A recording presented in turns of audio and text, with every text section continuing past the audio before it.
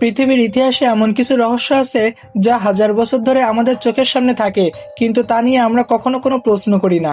আমরা আজ এমন এক উৎসব নিয়ে কথা বলছি যার জনপ্রিয়তা আজ পৃথিবীর প্রতিটি প্রান্তে।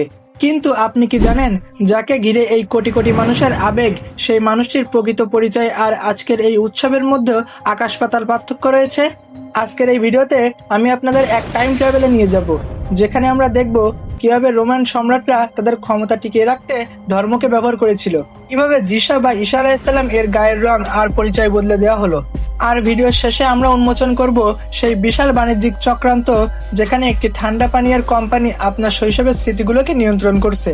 পুরো ভিডিওটি না দেখলে আপনি কখনোই এই ইতিহাসের খণ্ড খণ্ড অংশগুলোকে মেলাতে পারবেন না। আর হ্যাঁ, সত্যের এই লড়াইয়ে আমাদের সঙ্গী হতে এখনই আমাদের চ্যানেলটি সাবস্ক্রাইব করুন এবং পাশে থাকা বেল আইকনটি অন করে দিন। চলুন শুরু করা যাক সেই অন্ধকার ইতিহাসের যাত্রা। গল্পটা শুরু হয় এখন থেকে প্রায় 2000 বছর আগে। তখনকার সুপার পাওয়ার ছিল রোমান সাম্রাজ্য। তাদের সম্রাট ছিলেন আগাস্টাস সিজার। তিনি নিজেকে সাধারণ মানুষ ভাবতেন না, তিনি নিজেকে মনে করতেন ঈশ্বরের পুত্র বা স্বয়ং খোদা।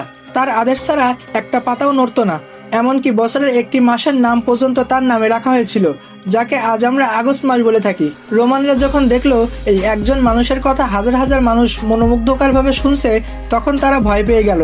শুরু হলো ইতিহাসের অন্যতম বড় রাজনৈতিক ষড়যন্ত্র। তারা ঈসা আলাইহিসসালামকে সশরীরে সরিয়ে দিতে চাইল, কিন্তু আল্লাহ তাকে আসমানে তুলে নিলেন। এরপরে যা ঘটলো তা আরো রহস্যময়।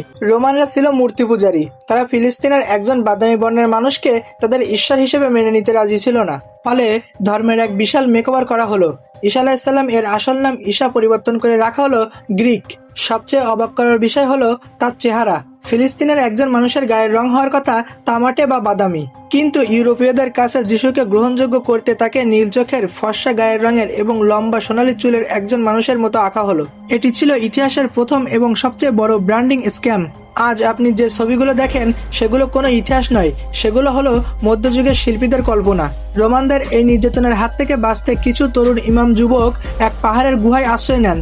আমি আজকের ভিডিওটা এই পর্যন্তই শেষ করছি।